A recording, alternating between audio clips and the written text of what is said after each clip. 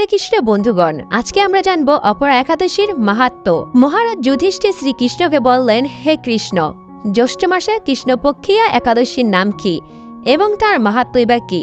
আমার শুনতে ইচ্ছে করতেছে, আপনি অনুগ্রহ করে তা বর্ণনা করুন।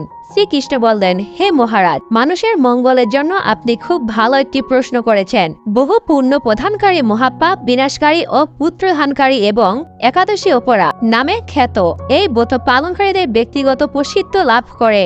ব্রহ্মহত্যা, গোহত্যা, ভ্রূণহত্যা, পরনিন্দা, পরস্ত্রী গমন, মিথ্যা ভাষণ প্রভৃতি গুরুতর পাপ এই ব্রতর পালনের মধ্যে নষ্ট হয়ে যায়।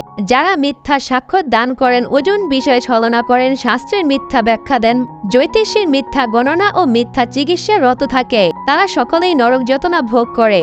এর সমস্ত ব্যক্তিরাও যদি এই ব্রত পালন করে তবে তারা সমস্ত পাপ থেকে মুক্তি হয়। ক্ষত্রিয় যদি স্বধর্ম ত্যাগ করে যুদ্ধক্ষেত্র থেকে পালিত হয়ে যায় তবে সে ঘোরতর নরকগামী হয়, তবে সেও এই ব্রত পালনের মাধ্যমে মুক্তি হয়ে স্বর্গলাভ করে।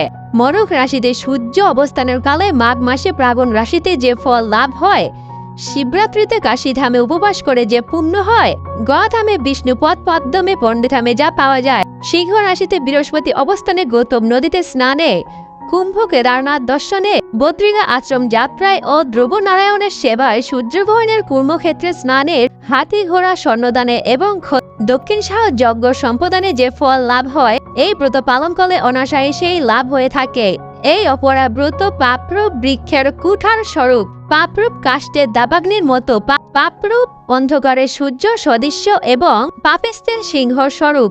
এই ব্রত পালন না করে যে ব্যক্তি জীবন ধারণ করে চলে, বুদ্বুদের মতো তাদের জন্ম মৃত্যুর কেবল সার হয়।